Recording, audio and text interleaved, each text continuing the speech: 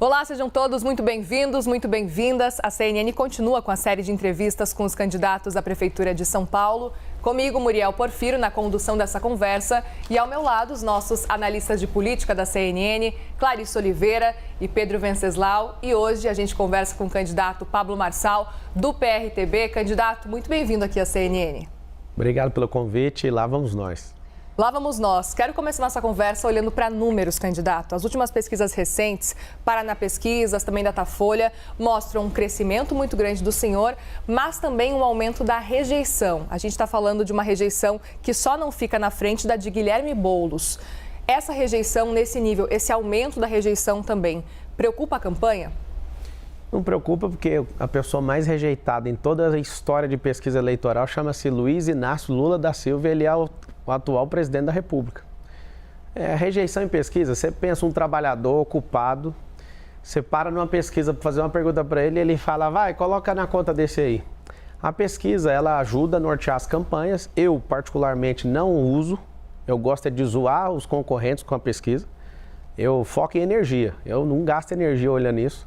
É muito interessante porque a eleição é onda, são 10 candidatos. Se os 10 ficarem achando que vai resolver a vida olhando pesquisa, né? Porque a pesquisa tem alguns...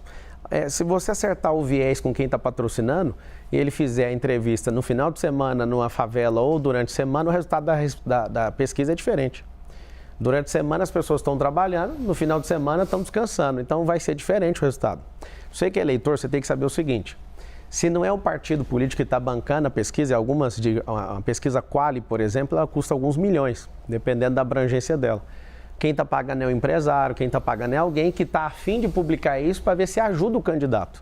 Você pode ver que algumas pesquisas elas não batem umas com as outras. Para que é a pesquisa? Eu vou te explicar. É para dar um jeito de ficar forçando a barra para dois grupos que queriam vencer a eleição, mas não vão conseguir, que é o Boulos de um lado e o Nunes de outro. Eu não pus R$1 em pesquisa e não vou colocar um único real, porque eu saio na rua e eu sei o que o povo quer. Então o senhor não comemorou o seu crescimento nas pesquisas? Tanto faz. O que eu quero saber é, não existe candidato falando de mudar a mentalidade do povo de São Paulo. Na verdade, nunca existiu na política brasileira. Nós não vi ninguém dos outros 9 falando de fazer esse povo prosperar.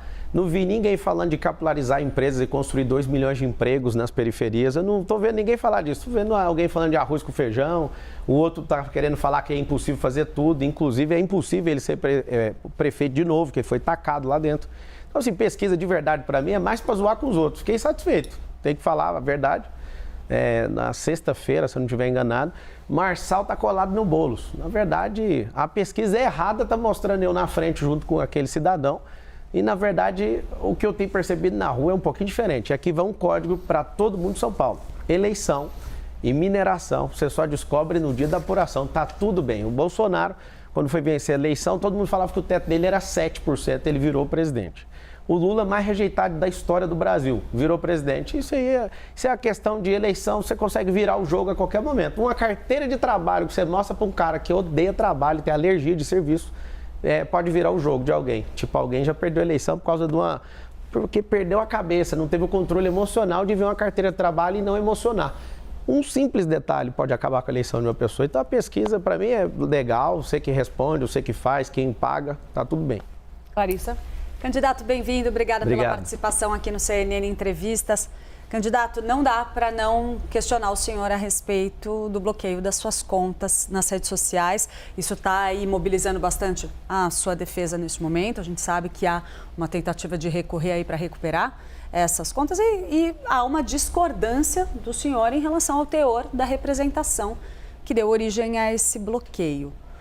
Os tais campeonatos de corte, o senhor tem dito que eles não estão ativos desde o início da campanha eleitoral, mas a representação traz depoimentos ali, menções a um perfil específico de uma militante chamada Bruna, que já faria referências ali sugerindo que isso estaria ocorrendo dentro do âmbito da campanha eleitoral. E, de qualquer forma, o senhor não está se beneficiando do suposto investimento que teria sido feito lá atrás nesse campeonato? Então, eu falo isso abertamente para todo mundo. Eu sou número 1 do país nisso. Eu acho que de todo mundo aí que está na política hoje, inclusive eu acabei passando o Lula no Instagram, eu sou o segundo político mais influente, perdendo só para o Bolsonaro, agora numa das principais redes sociais.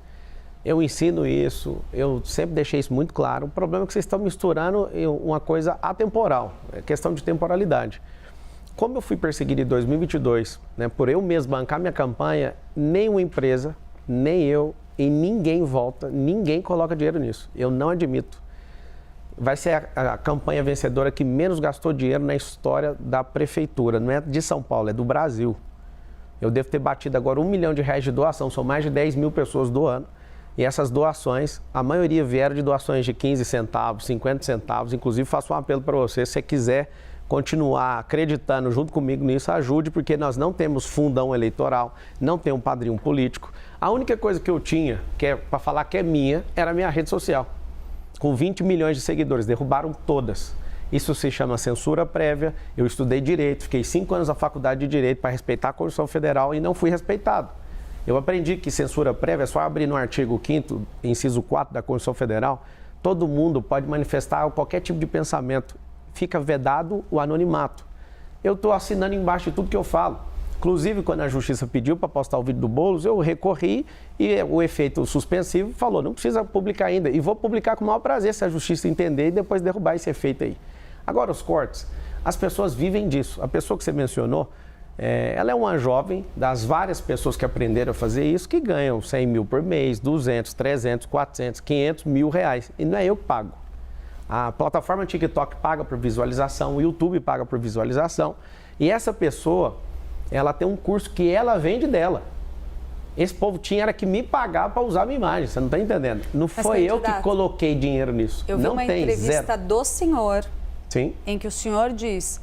Eu coloco uma boa grana aí. Coloco mesmo, assim, só que no período eleitoral... Para pagar esse pessoal, o senhor isso fala. mesmo. O senhor paga esse não, pessoal. mas eu deixo sempre aberto. Você pode pegar várias entrevistas e podcasts, só que dentro do período eleitoral foi suspenso e está dentro da legislação normal. Então, vai ficar provado isso, eu vou recuperar minhas redes, vou vencer a eleição com ou sem rede social. Por quê? Porque se quiser vir para cima de mim, eu vou ter que dobrar um pouco a energia desse negócio. Eu não vou deixar esse povo na mão que está acreditando que eu sou o próximo prefeito. Então não adianta. Candidato, o seu partido, o PRTB, apesar de ser um partido pequeno e não ter representação na Câmara, tem em torno de 3 milhões de reais de fundo partidário, fundo eleitoral. E tem algumas candidaturas espalhadas pelo Brasil, segundo o Leonardo Avalanche.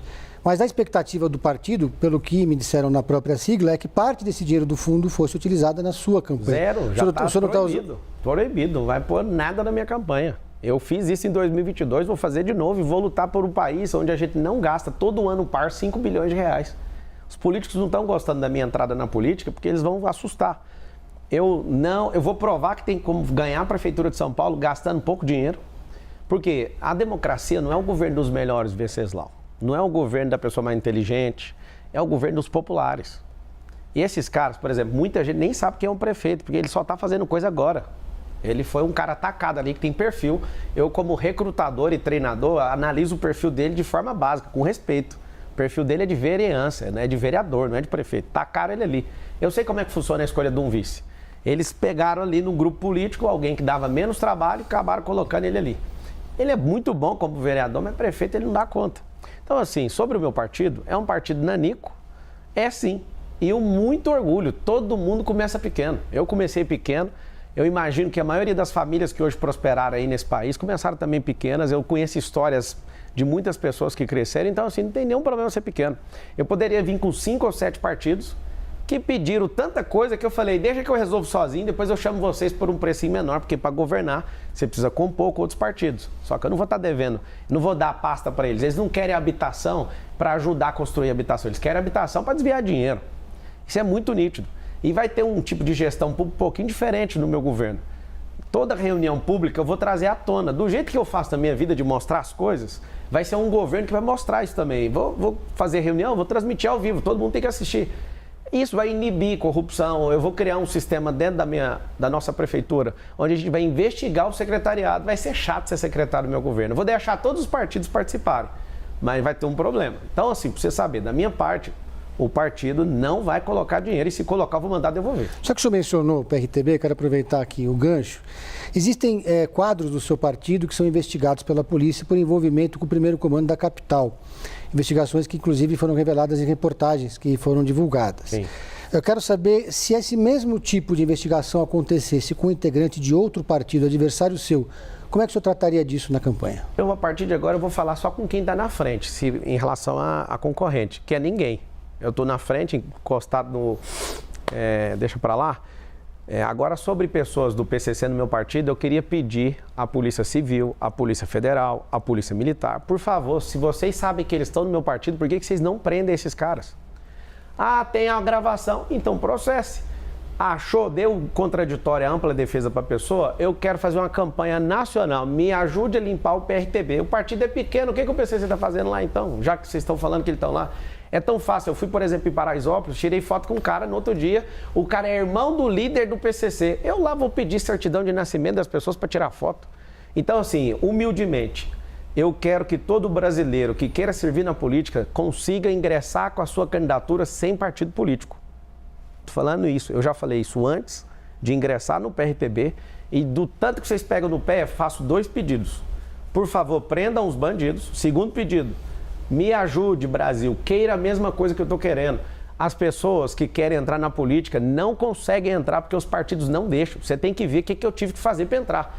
Eu estava em Roma, todo acertado com o DC para ser candidato a prefeito. O Emael me liga de lá. Eu estava lá, ele me liga, você não vai sair mais prefeito, você pode continuar no partido. Eu, como assim, cara? Você não tem palavra no que você está falando? As pessoas, algum combinado com o prefeito que tem uma máquina poderosa e vai perder com a máquina na mão, igual o Bolsonaro perdeu, com a máquina na mão. Vai perder igual o Rodrigo Garcia, do Estado, que perdeu com a máquina na mão. Você, Nunes, não adianta. Você é um bananinha, você não dá conta e você vai perder com a máquina na mão. Candidato. E não adianta vir com isso. Então, me ajuda a limpar o PRTB, estou pedindo. Já que vocês sabem quem é, já oferece denúncia, legal as reportagens, mas pode oferecer todo tipo de denúncia para todo mundo. O senhor já disse que decidiu concorrer à prefeitura depois que Ricardo Salles teria saído dessa disputa. Eu queria entender melhor essa sua fala. Eu não ia concorrer à prefeitura de São Paulo. Eu fiz um apelo para a sociedade paulistana em fevereiro. Depois vocês podem procurar nas redes sociais que foram derrubadas, na hora que ela voltar, na hora que estabilizar a normalidade da democracia no Brasil. Você vai achar um vídeo meu falando o seguinte: se eu não achar alguém com nível de mentalidade para tocar a maior cidade do hemisfério sul, alguém que vai provocar mudança de mentalidade nesse povo, alguém que vai fazer geração de emprego, nós vamos gerar em 1.460 dias com os empresários 2 milhões de empregos nas periferias. Aí você vai ver o que é progresso nessa cidade. Se em 30 dias não aparecer ninguém, eu me coloco automaticamente na disputa. O que eu tinha visto? Que eu sou bem antenado e estou na política há algum tempo já, não exercendo o cargo, mas exercendo conexões e ajudando alguns políticos, com parte digital e tudo. Que eu percebi que estavam movimentando para sacar o Salles, eu falei, por que vai tirar o único cara de direita? Como é que eu vou deixar uma eleição de São Paulo com 2 caras de esquerda? Aí o sistema tanto faz se é Nunes ganha, se é Boulos que ganha. O sistema está normal desse jeito. Vai continuar do mesmo jeito. A sua vida, você que está assistindo, não vai mudar nada. Nunes é de esquerda para o senhor? Não, para mim não. É só você entrar lá na Wikipédia, digitar MDB, você vai ver o que está na composição do partido. Meu partido é o único partido de direita. O Novo é um partido de direita. Esses outros são centro-esquerda, esquerda. O centrão, que é o mais bonito, é o mais perigoso de todos. Porque eles não estão falando de lado nenhum, mas o lado deles é o dinheiro. Eu chamo eles de maquinistas. Esses caras, eles estão nisso aí por causa de contrato. Eu não fiz um acordo com ninguém para dar nada para ninguém para ser prefeito. Se você estiver entendendo o que eu estou falando, você vai me dar a oportunidade, o número é 28, você vai me dar a oportunidade de ser seu prefeito, vou te falar por quê. Não é para mandar em você, é para te servir.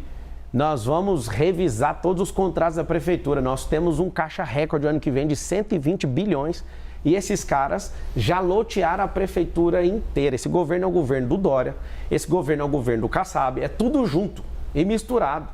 Eu não entendo até agora o que o Bolsonaro está fazendo num governo, apoiando um governo que defende e aplica ideologia de gênero, são pró-aborto. Cara, tudo que a gente defendeu e lutou por você, Bolsonaro, não faz o mínimo sentido te ver curvando para esses caras do Centrão.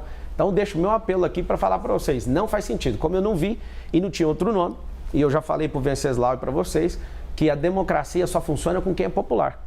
A Marina é uma excelente candidata, tem ideias muito boas, tem experiência, trabalha no governo e tudo, mas não tem a popularidade.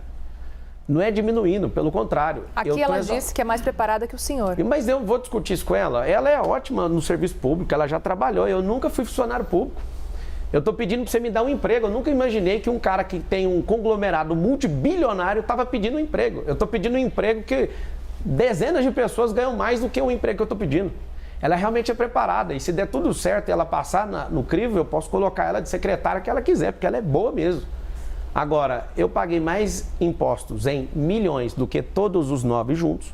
Eu gerei mais riqueza que todos eles. Eu sou alguém que já transformou mais gente nesse país. Vocês acham que eu sou influenciador, só que eu sou educador, tenho 1,5 milhão de alunos. Eu já provoquei coisas que ninguém imagina nessa política. Então tem muitas pessoas achando que eu ainda estou de brincadeira aqui. Se você somar eles todos, você vai perceber que eu já produzi mais resultado para o povo. Muito mais longe. Então assim, você acha que essa eleição está interessante por quê? Porque eu entrei nela. Porque senão ia ser uma eleição de miojo. Você não ia ver o Nunes brigando com o Boulos, porque eles dois não brigam. Eles têm que pelo menos fingir. Quando voltar minhas redes sociais, vocês vão entrar lá, tem um vídeo sobre a face do sistema. Vocês vão perceber que no dia que eles decidiram não ir no debate, decidiram quantos juntos? Da Atena, não falei um A contra ele. Por que ele não foi no debate? Porque ele é aliado do Boulos. Tem vídeo que já foi vazado, eles discutindo para ser vice e tudo. Para ser o novo Lula, essa serpente aí. Você vai ver por que o Nunes, que não deve nada, entre aspas, deixou de ir no debate. Eles alegaram e já sabiam que ia entrar com uma suspensão lá, um pedido que já até caiu, para me parar. Então, assim, por que o sistema se juntou Boulos e Nunes? Alô, Bolsonaro, pelo amor de Deus. Como é que esses caras se juntam para não ir no debate? Vocês não são homens, não? Vocês são covardes? Vocês são homens que abandonam? As mulheres estão sofrendo nessa geração porque homens canalhas como vocês não cumpriram seus compromissos. Candidato. Oi. O senhor estava dizendo agora há pouco que o senhor está há muito tempo já na política. Basta uma busca rápida, dá para achar um vídeo muito amigável do senhor com André Janones. O que aconteceu? Eu era candidato à presidência da República. O senhor não é mais amigo dele? Nunca fui amigo dele. Aquilo é um vídeo. De onde você tirou que eu sou amigo dele? O senhor dizia que o senhor estava recebendo ótimos conselhos dele. Ótimos conselhos recebi do Sarney, do Fernando Collor, do Bolsonaro. Até hoje eu não recebi conselho do Lula e está dispensado os conselhos dele. Eu gravei com muita gente. Eu fui no Dória. O que o Dória fez? O Dória sai de vice do Nunes. Eu, vice de banana. Acabou a conversa ali. Quando eu percebi que ele é o articulador e dono daquele governo, eu falei, agora que eu vou para cima. Sabe o que acontece? Na política você tem que ter diálogo com todo mundo. Um grande erro de grandes políticos foi não ter diálogo. Tem pessoas, esses comunistas que só querem ferrar essa nação, tem que ter um diálogo bem rápido. Agora com todos você tem que conversar. Fui na casa do Sarney, eu tenho foto com ele. Fui no escritório do senador Fernando Collor de Mello e fui ouvir. O que você acertou? O que você errou? Eu sou um cara que modela, eu sou um cara que aprende, não tem problema nenhum. O Janones é um bandido. Foi comprovado, inclusive, obrigado por você trazer esse assunto, o cara que quer ser prefeito aqui, o apoiador de Hamas, o apoiador de ditadura em Venezuela, o cheirador de cocaína, que inclusive eu tenho a prova e vou provar no último debate, já que você só vai nesse, eu vou provar, ninguém vai me segurar. Já foi preso portando droga e eu vou mostrar, tá no segredo de justiça e aguarde que eu tô resolvendo para te mostrar. Eu vou te mostrar. E não adianta vir com fábulazinha, minha filha tá chorando. Ela vai chorar 2 vezes para descobrir que você realmente é um mentiroso, um drogado e não faz o exame toxicológico porque vai sair no exame. E não adianta você apoiar o crime de peculato, que todo mundo põe um apelido de rachadinha, que é o artigo 312 do Código Penal. Você foi um cara que institucionalizou isso no Congresso Nacional, tendo a chance de condenar esse cara e tirar ele daí. Entendi. Você fez o quê? Você apoiou ele e você não vai tocar na Prefeitura de São Paulo. Tô mandando um recado para você, Guilherme.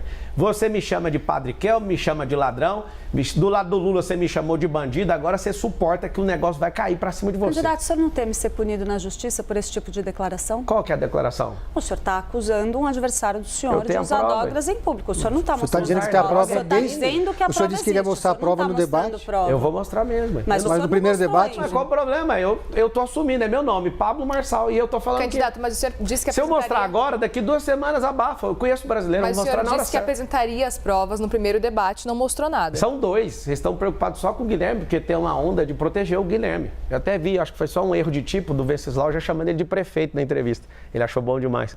Todos os outros, eu sei que foi só um deslize ali. Só que vocês estão... eu acho tão bonito esse negócio do Guilherme. O Guilherme é um cara que não serve para fazer nenhuma atividade. Candidato, vamos falar de Jair Bolsonaro agora? Vamos falar do que vocês quiserem.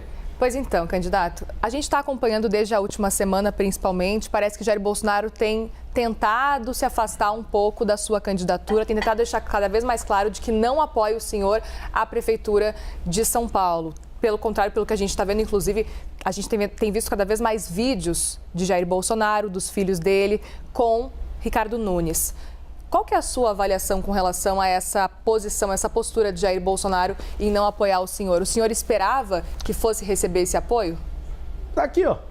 Tá aqui a medalha do capitão. Ele tem um respeito por mim, eu tenho por ele. Ele não tá afastando da minha campanha porque ele nunca teve da minha campanha. Eu nunca pedi para ele para ser nada.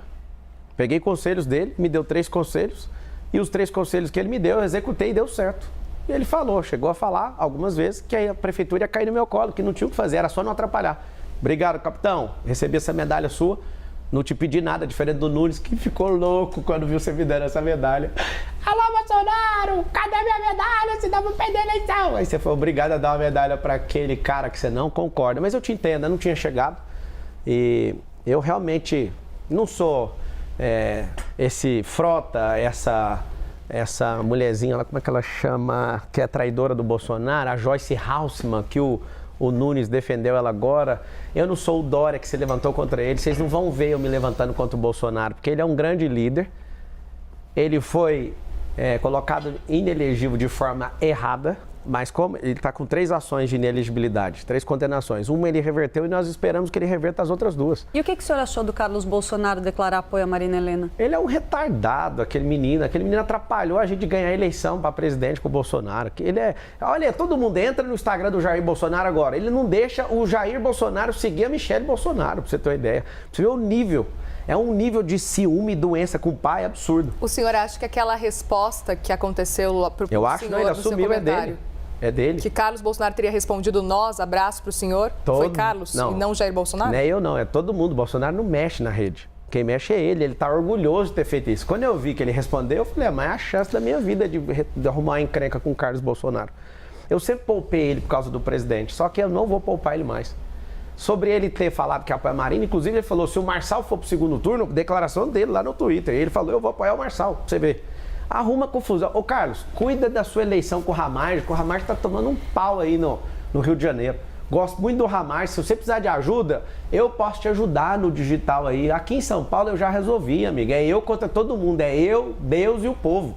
Você vai cuidar lá do Rio de Janeiro, meu filho. Vai ver se você ganha de novo a eleição para vereador e cuida da prefeitura, que o Paes vai levar no primeiro turno igual eu aqui. Você cuidando da minha vida aqui, cara. Candidato, em 2022, o senhor foi candidato a deputado federal pelo PROS.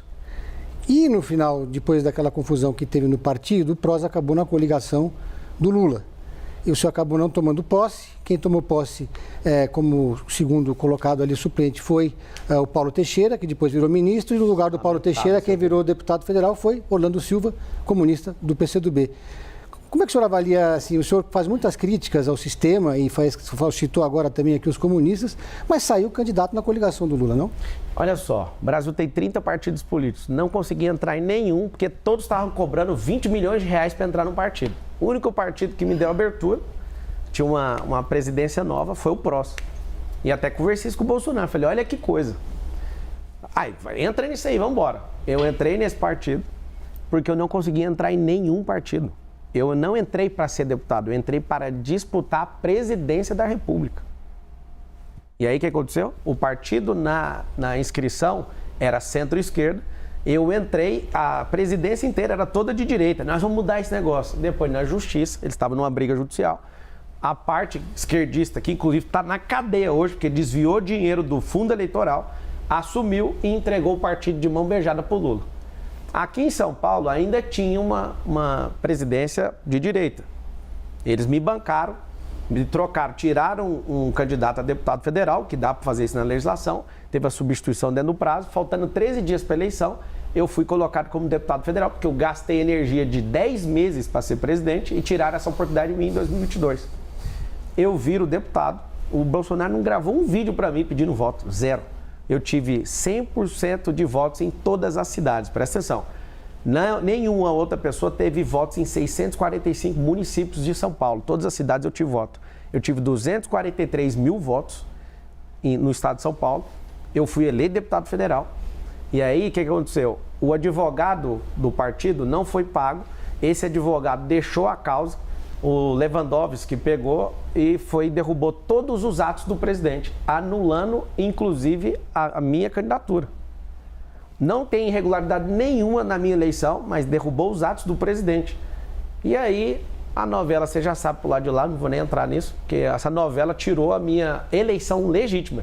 E eu vou vingar todos os 243 mil votos de vocês. Agora, o senhor não está correndo um risco semelhante aí, porque tem uma ação correndo a respeito da atual presidência do seu partido, porque a viúva de Levi Fidelix questiona aí o não cumprimento de um acordo que teria sido firmado, pelo qual ela deveria conduzir o diretório e, portanto, isso tornaria supostamente a sua candidatura ilegítima. O senhor acredita que esse risco existe? O risco existe o tempo todo, de qualquer uma que morrer de estar vivo. Todo mundo está vivo, tem riscos. Então, assim, falar que não tem, só se for uma conversa fiada, né? Agora, sobre a Fidelix, ela simplesmente, a viúva, ela não quer tirar o Leonardo. Ela quer o que ela pediu para ele, eu acho que eles estão se acertando nisso. Isso não é preocupação nenhuma para a candidatura. Inclusive, eu conversei com ela, entendi o lado dela e estou ajudando, inclusive, a terminar de resolver isso. Ela se comprometeu a manter a sua candidatura? Não, mas ela independentemente do resultado ela não está no diretório, não depende dela, para você entender. A ação que ela está movendo é para cumprir outra coisa. Não, estou falando caso essa ação dê resultado e ela passe a ter controle. Mas a ação não é tirar o presidente, é isso que eu estou te falando. Isso é uma falácia. Né? A ação dela não é para tirar o presidente, é para ela conseguir o cargo que ela quer e mais 2 pessoas, salvo engano. Não tem nada a ver com trocar a presidência. Está tudo certo. Candidato, com o seu crescimento nas pesquisas, muitas análises foram feitas. Uma delas é de que Bolsonaro não controla mais o bolsonarismo, porque muita gente que se diz bolsonarista diz que vai votar no senhor e não em Ricardo Nunes, que é o nome que Jair Bolsonaro defende. O senhor concorda com essa análise? Isso não é análise, é uma realidade. A esquerda que criou o nome bolsonarismo para ver se faz com que todo mundo tenha a cara do presidente. Nós que somos defensores da liberdade, eu tenho um recado para todo mundo. Qualquer brasileiro que estiver em qualquer lugar do mundo, a liberdade não tem dono. Não é Pablo Marçal que manda nisso, não é Bolsonaro que manda nisso. Nós defendemos princípios, valores e propósito. E aqui na cidade de São Paulo, infelizmente, por conta do Valdemar Costa Neto, o Bolsonaro teve que curvar a cervical dele. Quando a gente apostou no Bolsonaro como presidente, nós tínhamos a certeza que ele nunca ia se curvar a nada. Absolutamente. E aqui eu não estou querendo criar animosidade com ele, mas é terrível ver que ele tem que cumprir um acordo com o Valdemar. Ninguém votou em Valdemar Costa Neto. Valdemar Costa Neto era da época do Mensalão. Ninguém aqui tem confiança nele. A gente não depositou nossa confiança nele. Então, assim, muito me estranha, e aí eu vou te falar o que vai acontecer. Eles vão ficar apalavrados, porque político tem isso. Se ele falar para o outro que vai cumprir, eles vão cumprir. Com o povo, eles nunca cumprem. É só pegar o plano de governo. O Nunes, por exemplo, não cumpriu nem nada, nem 10% do plano de governo. Cumprir com o povo é 0. Mas cumprir entre os políticos tem que cumprir, senão você perde moral no meio político. Então eu não estou esperando o Bolsonaro me apoiar agora. A maioria dos partidos falaram, se você resistir até o segundo turno, a gente apoia. E eu vou fazer um apelo para a sociedade de São Paulo. Não me deixe ir para o segundo turno. Vamos vencer no primeiro, porque eu vou ganhar essa eleição com vocês sem dever nada para esses caras. Eu estou feliz que eu não baixei minha cervical para ninguém. Eu estou te pedindo, vocês não vão me ver disputando a Prefeitura de São Paulo nunca mais. É uma oportunidade da gente resgatar essa sociedade. É uma oportunidade da gente deixar Lula, Boulos, Nunes de um lado e a gente, o povo, dar uma resposta de uma mudança nessa política. Eu não sou salvador de pátria, eu não quero ser o novo Bolsonaro. Para de encher meu saco em relação a isso. Eu sou o cara que vai colocar a gente decente na política, nós vamos moralizar a máquina, trazer eficiência, trazer tecnologia, gerar emprego, que é o maior direito social que existe. É isso que vai diminuir a criminalidade, é isso que vai aumentar o desfrute. Imagina você tendo emprego na periferia onde você mora. Para que ficar 3 horas dentro de metrô, dentro de ônibus? Não precisa, nós precisamos criar um cinturão empresarial, vou explicar isso para vocês depois no Instagram. O novo que eu fiz está batendo 3 milhões, que é maior do que de qualquer outro candidato aí. Pablo Marcal por SP. Por favor, siga que logo após aqui eu vou responder perguntas para vocês lá. Candidato, eu gostaria de trazer aqui para a gente conversar com o senhor a questão da sua condenação. O senhor tem dito em reiteradas ocasiões que essa condenação só existiu porque o senhor não tinha um advogado ali à sua disposição, não tinha como arcar com o custo de um advogado, e que, na verdade, a gente sabe que essa condenação ela prescreveu. O senhor deveria ter cumprido pena de prisão em regime semiaberto. Não deveria, porque ela não é transitada e julgada. Você precisava estudar um pouquinho o direito. Quando você usar a palavra dever, você tem que pegar aquilo que a lei força. Desculpa te responder de jeito, eu estou sendo respeitosa com o senhor. Eu também estou sendo, porque você usou a palavra dever. A lei, quando ela é permissiva e falar sobre dever, você tem que estar amparada nela. Você está desamparada no que você está falando. Mas eu vou te explicar para você aprender um pouco aí do mundo jurídico. Candidato. O que foi? Só peço um respeito para a gente continuar Qual o que é a debate. falta de respeito? Eu estou sendo respeitosa com o senhor em todos os Da questionamentos. onde você tirou o mas negócio tudo do bem. dever? O senhor não teve uma condenação em seu Teve, nome? foi prescrita, ela não transitou em julgado, teve um defensor público, depois um E se advogado. tivesse avançado e sido confirmada pelas instâncias que jurídicas, tem? o senhor deveria ter sido preso. E o que tem? E diante do fato que provocou essa sua condenação na justiça, Qual foi que é a sua pergunta, então? Porque eu não respondi a primeira, você quer perguntar o quê Diante agora? desse fato, Sim. o senhor acredita que não há Acredito o quê? motivo... Posso terminar a pergunta? Pode? Eu não respondi, você pode. Eu estava terminando, eu posso terminar de responder? Não, o senhor me pediu... eu estou fazendo um contraponto a ponto. Não, você está fazendo contraponto? Posso Não, você terminar a pergunta, Eu vou terminar candidato? a resposta primeiro, que eu sou Vamos entrevistado. fazer o seguinte, candidato. Candidato, deixa eu terminar. Deixa eu só a gente fazer. Ela vai terminar a pergunta e o senhor Eu tem tempo respondo a para primeira, responder. ela faz a segunda e quantas ela quiser. A primeira coisa, então, vamos lá. Ano que vem faz 20 anos desse fato. 20 anos. Teve advogado, não dei conta de pagar, o processo correu à revelia logo depois disso. Defensora pública não deu conta, achou complexo demais. Eu consertava computadores, esse cara era pastor na minha igreja, tinha um nível de confiança nele. Fiz algumas coisas que ele pediu, tomei um processo de 13 anos, um processo criminal. Você vê o tanto que eu estou preocupado em fazer coisa ilegal, que no mesmo ano, tá aqui minha carteira de trabalho, foi registrada lá na Brasil Telecom da BR-153, quilômetro 6.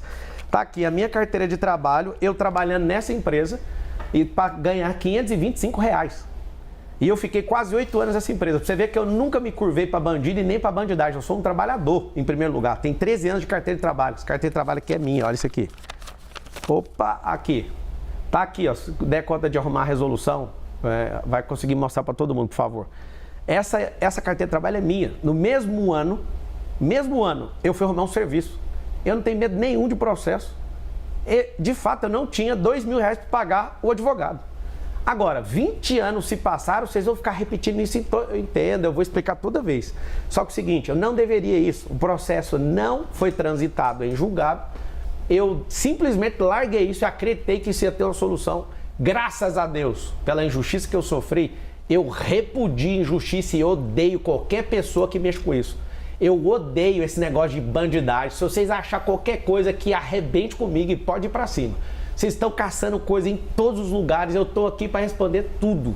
Agora, falar uma coisa que é dever, desculpa, tá? A gente pode recompor aqui, mas quando você falou você deveria, você foi um pouco longe da lógica. Se a decisão judicial tivesse seguido adiante, tivesse sido confirmada pela justiça, sim, poderia ter ocorrido do senhor ter que... Parabéns. Poderia, não deveria. Candidato, sim. Eu estou sendo respeitosa com o senhor. Eu também, eu estou te falando, então, você trocou a palavra. Eu peço para o senhor responder respeitosamente. Eu estou respondendo, você usou a palavra correta agora. Poderia, não deveria, porque tem um processo chamado ainda devido. assim, a gente tem uma condicional, mas não vamos entrar nisso. Não precisa, porque a gente já saiu. Candidato. Sim. O senhor se arrepende de alguma das suas atitudes Todas relacionadas a esse caso? O senhor nunca Claro. cometeu nenhum tipo de irregularidade? Opa, claro, todo mundo aqui, você erra, ela Mas erra. como que o senhor entende, então, as decisões da justiça contra o senhor agora? O senhor é sempre injustiçado, não tem nada que o senhor tenha feito de errado. Não, tem muita coisa que as pessoas falam, ó, você tá errado, eu ouço, vou lá e para de fazer. Acha um erro meu que eu repeti 2 vezes, acha você, ué. Eu vou aproveitar o gancho. Se esse mesmo caso tivesse acontecido, se um adversário político seu tivesse sido condenado e prescrito depois de 20 anos, o senhor teria usado isso na hora eleitoral? Ou 2 pesos ou 2 medidas? Primeira coisa, que é o que eu faço e foi isso que me fez prosperar muito, eu ia estudar o caso. Primeira coisa. Aqui tem candidato que bate mulher, ninguém fala nada aqui na entrevista. Aqui tem candidato que dá tiro na porta de boate, ninguém levanta nada disso. Aqui tem candidato que já foi 3 vezes preso. Falou um pouquinho e saiu do assunto. Tá tudo bem para mim. O que a gente precisa é tratar com isonomia todas as pessoas. E eu vou te pedir perdão aqui, porque eu vi que você não gostou. Só que você usou a expressão errada. Não é deveria. A gente precisa disso. É porque existe um universo jurídico. Eu fiquei 5 anos na academia de direito para ter que ouvir isso, não. Só para a gente deixar claro aqui, candidato, Tá, tudo bem, eu acho que a gente pode continuar a conversa, a gente está tendo uma conversa. Tá maravilhosa aqui. a conversa. Tá maravilhosa, mas peço um pouquinho de respeito, tá? Para a gente conseguir, a gente terminar as perguntas e o senhor, claro, também responder à vontade. A gente não tem tempo aqui estipulando o seu tempo de resposta. Muriel, candidato. Muriel, aponta o que foi falta de respeito da minha parte. A gente está falando aqui já, o senhor bateu palma enquanto a Clarice... Isso é liberdade de expressão. A gente está aqui para ouvir as suas ideias e seguir. entrevistar o senhor. Não tem problema, a gente não precisa se alongar nesse assunto. Só aponta, porque você falar assim, a gente precisa recuperar o respeito, eu perdi o respeito. Fala o que foi, pontualmente, a falta de respeito. Candidato, eu citei aqui, mas vamos seguir adiante, por favor? Vamos seguir com a entrevista, candidato. Eu tô tranquila, vamos seguir. Deixa eu fazer uma pergunta sobre propostas, então. Vai lá. A gente conversa com muitos especialistas aqui, especialmente em período eleitoral. E eu não encontrei nenhum especialista em cidades que considerasse exequível a sua proposta do teleférico. Eu queria saber se o senhor considera essa proposta exequível. Fala o nome do especialista que falou que não dá, porque eu vou expor ele aqui. Candidato, eu quero saber se o senhor... Não, candidato não, você usa... Conversamos com o especialista. Pedro, você é um cara forte, você dá conta de trazer o nome do especialista. Fala um que fala que não dá, que eu mesmo vou fazer pergunta. O senhor considera exequível? Você acha que vai resolver o problema da cidade no teleférico? 5 vezes mais barato que fazer buraco de metrô no chão. É ecológico, ninguém está falando disso. É silencioso, não para e é para honrar as comunidades. Candidato. Tem, só um pouquinho. Tem em Balneário Camboriú, por falta de gestão não funciona no Alemão, no Rio de Janeiro. Tem em Medellín, tem em Bogotá. Quem foi o especialista que falou que não tem como? Se você puder trazer um, você usou no plural, especialistas. Eu nem vou te cobrar a pluralidade do que você falou. Eu vou cobrar só... Eu vou cobrar não, quem sou eu para te cobrar? Então o senhor conhece algum especialista que disse que é exequível? Claro que é, cara. Essa cidade está entupida. Essa cidade está entupida. Tem 7 milhões de carros. Ninguém está falando da poluição do ar. Essa cidade está faltando empresa nas periferias, porque isso já vai diminuir esse trânsito. A solução mais inteligente do trânsito é a periferia. É emprego na periferia. 2 milhões de empregos vão ser gerados. É interessante porque eu não quero fechar um contrato de 20 bilhões e falar, vamos fazer. Eu vou fazer uma fase, assim como o que eu estou propondo na segurança pública, que é trazer tecnologia com análise preditiva para a gente fazer um anticrime aqui nessa cidade. Vamos fazer um jejum de crime aqui, você vai ver o que vai ser a partir de janeiro. Então, assim, você falar que não tem como, traz o especialista. O prefeito, por exemplo, eu quero usar da prefeitura para a gente construir a maior obra, o maior prédio do mundo aqui, com 1 quilômetro, que é um pouco maior que o Burj Khalifa. Por que eu quero fazer isso? Disrupção da construção civil, geração de emprego e levar desenvolvimento para a Zona Sul. Vai ser ali próximo da área de Interlagos, pelo menos onde eu estou vendo com algumas pessoas que eu imagino. Eu quero levar a prefeitura, sabe para onde? Lá para perto de Brasilândia, de Pirituba, para a Zona Norte, para levar desenvolvimento. Você que está assistindo, por que você mora nas periferias e não tem investimento aí?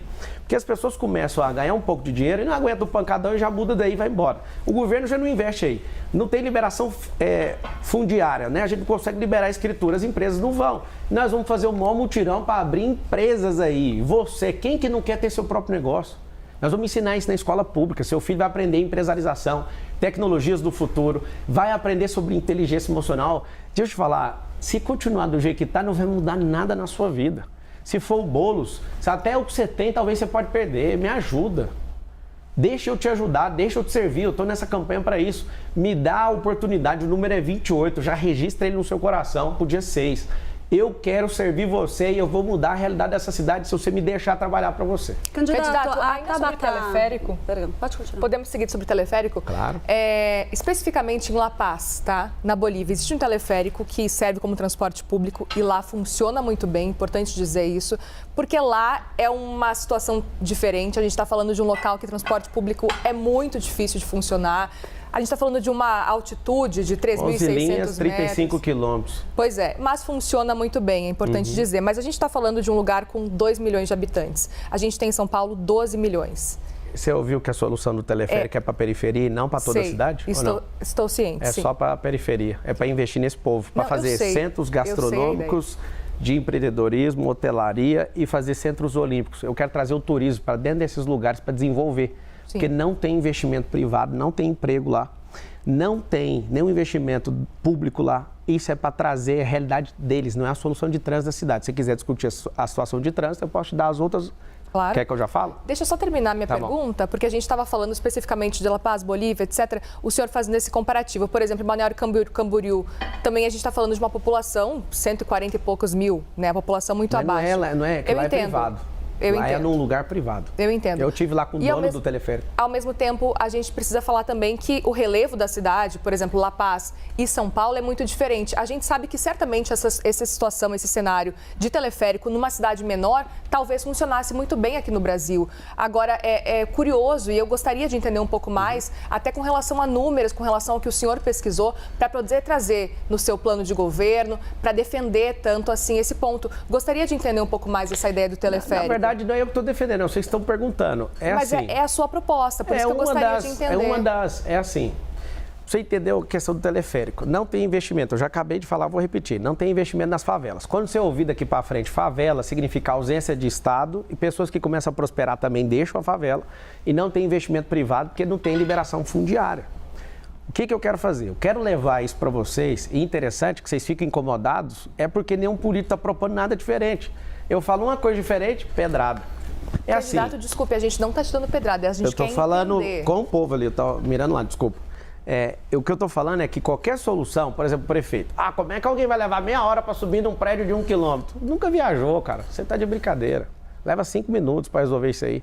E a pessoa que tem essa mentalidade, por exemplo, o monotrilho, se for um monotrilho, aí você fala, mas para quê? É o seguinte, a cidade de São Paulo, ela não foi planejada para ter 12 milhões de pessoas. O que a gente vai fazer? O que é mais rentável para a cidade e menos drástico para a população? Nós vamos desapropriar 10% da cidade para largar a avenida? Para fazer como em Orlando, o subúrbio e desconectar? Não tem como, a cidade já está toda cercada. Então, aqui eu não tenho área, eu sou loteador, eu sou construtor também. Eu não sou um ignorante que estou achando que isso funciona. Eu tenho 19 segmentos diferentes de atuação. Eu atuo na aviação civil, em fazenda, em loteamento e construção. Eu construo um prédio também. Eu estou na rede de escola, eu tenho 2 redes de escola. O que vocês chamam de secretariado, de Ministério do Governo Federal, eu tenho esses negócios dentro do mundo privado. Eu já sei como é que faz, eu não estou achando que funciona. Então, numa cidade que não tem área de expansão, já está cercada. Numa cidade que tem muita área abandonada, mais de 1000 favelas aqui dentro, eu não consigo pegar e sair desapropriando tudo para refazer a cidade. Isso é para beneficiar esse povo, inclusive você que está na periferia, você não vai pagar o transporte de teleférico. Isso vai ser da iniciativa privada, vai ser parceria público-privada. E eu quero saber por que esse povo pega tanto no pé para tirar esse benefício de vocês. Porque a esquerda gosta de sequestrar vocês emocionalmente. Sempre uma promessa, nunca vai fazer. Eu vou provar para vocês, nós vamos fazer uma primeira fase, custa 50 milhões de reais o quilômetro. Só para você ter uma ideia de dimensão, de custo, uma rua, que não dá para pôr rua em lugar nenhum do jeito que está a cidade hoje, tem que fazer uma desapropriação em massa. Ela custa muito mais barato, só que a desapropriação custa 20 vezes mais, porque as áreas de São Paulo são muito nobres. Agora, colocar isso, que não vai fazer um barulho, é ecológico, não para. Nas 10 entradas de rodovia, nós temos 10 rodovias aqui na cidade de São Paulo. Vai ter teleférico e ônibus também, para ligar o quê? Fazer um bolsão de estacionamento para ligar esses bolsões aonde? No sistema de transporte, na rede integrada. E aqui que eu te falo, quais ideias novas que os outros candidatos estão trazendo? Eu amo essa ideia e eu vou te falar, todas as ideias, assim como na rede privada, nós testamos e as pessoas aprovam. Depois a gente dá sequência. Nós vamos fazer com uma favela primeiro. Aí você vai falar, esse negócio é maravilhoso, mudou, agora começou a vir investimento. A gente tem transporte gratuito para a gente se mover. Os turistas começaram a vir. Por quê? Porque a gente deu infraestrutura. Então aprenda. A China, em 1990, tinha um PIB menor que o do Brasil. E o que fez a China, que tinha um PIB, salvo engano, 360 e poucos bilhões de dólares. O Brasil tinha 420 bilhões ou 420 e poucos bilhões de dólares. Em 1990, a China tinha um PIB maior que o Brasil. A China não, o Brasil tinha maior que a China. Hoje, a China tem um PIB de 21 trilhões de dólares, o Brasil tem um PIB de 2,7 trilhões. Se esses caras crescerem e deixarem a gente para trás, investir em matriz energética, investir em infraestrutura, investir em educação. A China, em 3 anos, construiu mais do que os Estados Unidos em 100 anos, para você ter uma noção, com a revolução de infraestrutura. Não estou vendo ninguém falar disso. A gente precisa dar mobilidade para essa cidade, precisa gerar emprego para essa cidade, isso vai diminuir a criminalidade, isso vai aumentar o desfrute, isso vai dar oportunidade para muita gente e vai parar com esse caos, com esse trânsito parado, com esse ar poluído. Ninguém está falando disso. Candidato, a sua adversária, Tabata Amaral, vem destacando muito algumas declarações do senhor contra ela, que são bastante polêmicas. A começar pela ideia, segundo ela, a visão dela, compreensível, de que por ser mulher, não ser casada, isso seria um problema para ela disputar a Prefeitura de São Paulo, ou se colocar dessa forma. E a outra a respeito da morte do pai dela, em que o senhor, de fato, insinuou ali que o fato de ela estar fora do Brasil estudando em Harvard, o que ela diz que não foi no mesmo período, ou seja, uma informação falsa, que isso seria um dos motivos pelos quais o pai dela se matou. O senhor acha correta essa afirmação? Chegou nisso aí, não.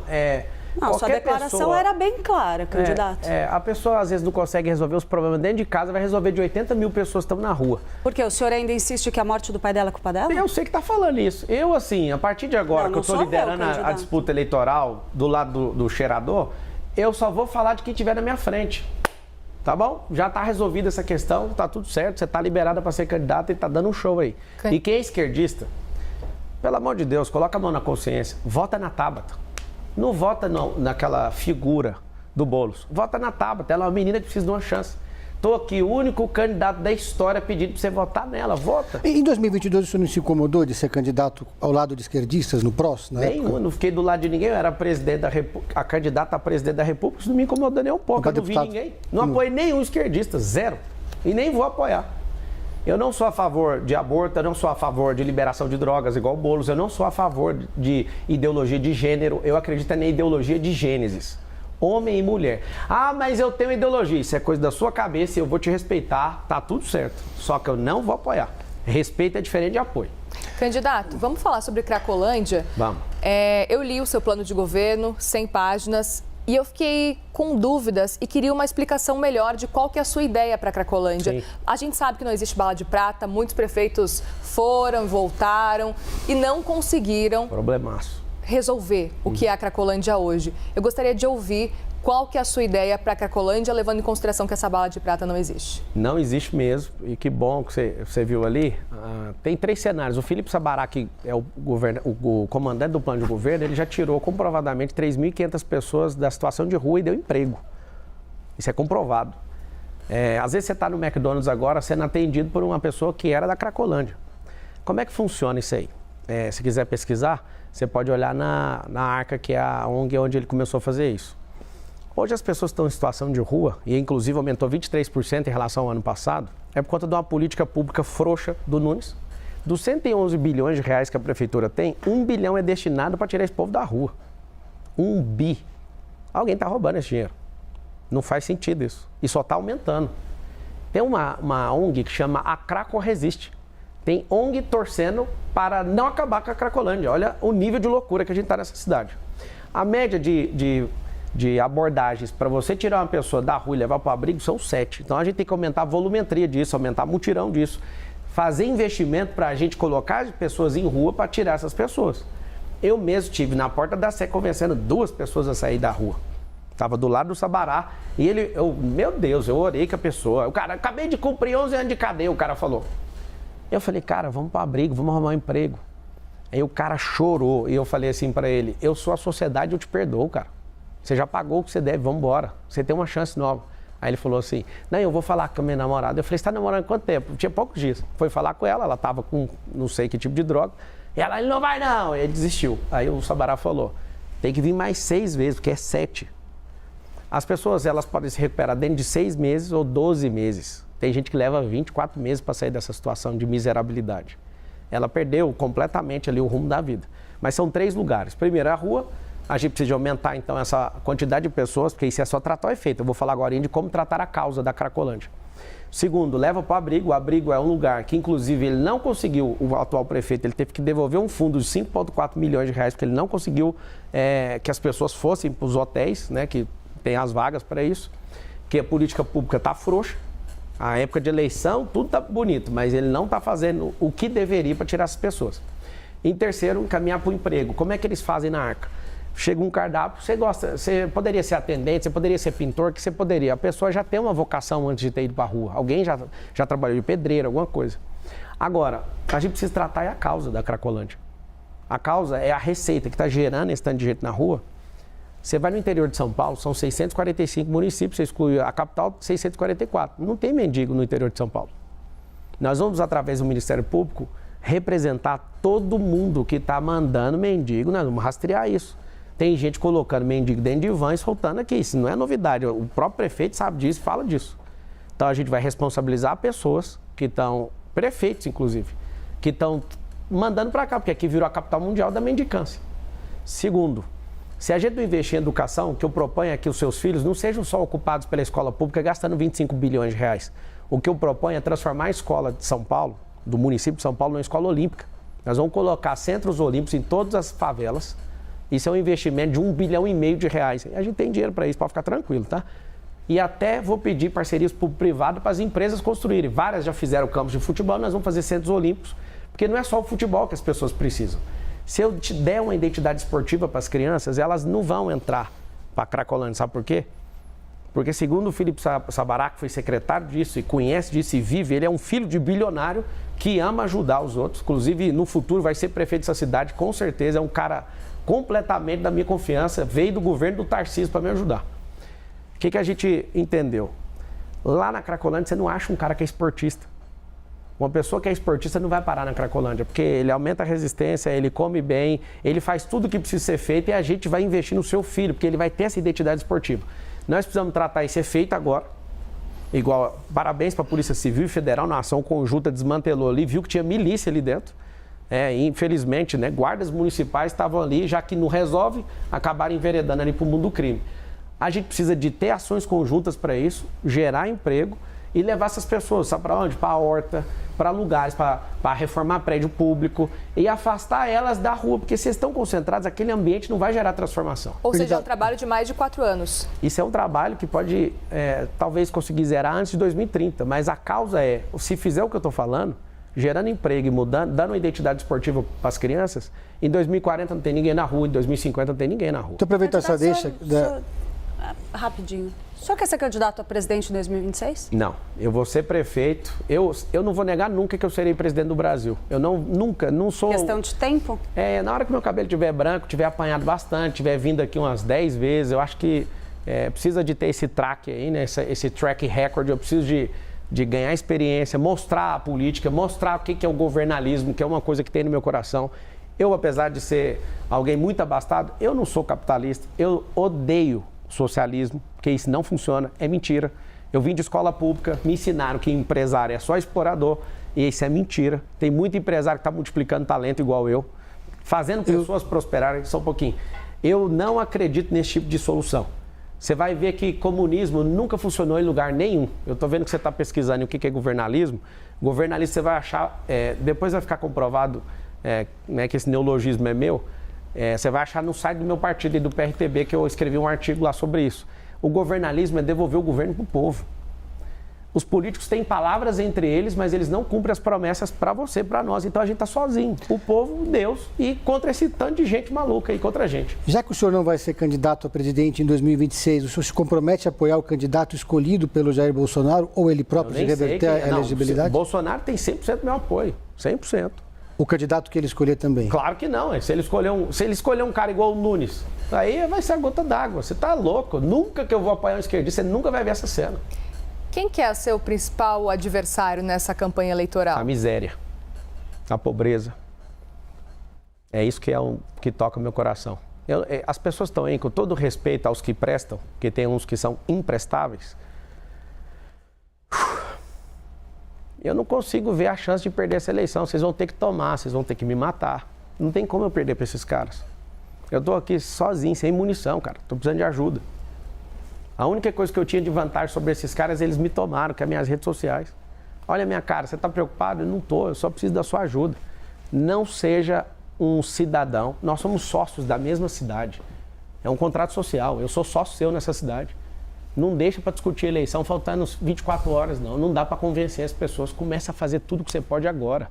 É um saco esse trem de eleição.